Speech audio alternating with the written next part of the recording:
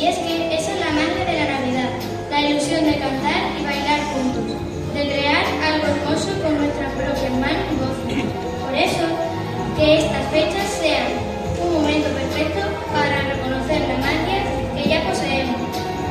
Las personas que estáis aquí y ahora.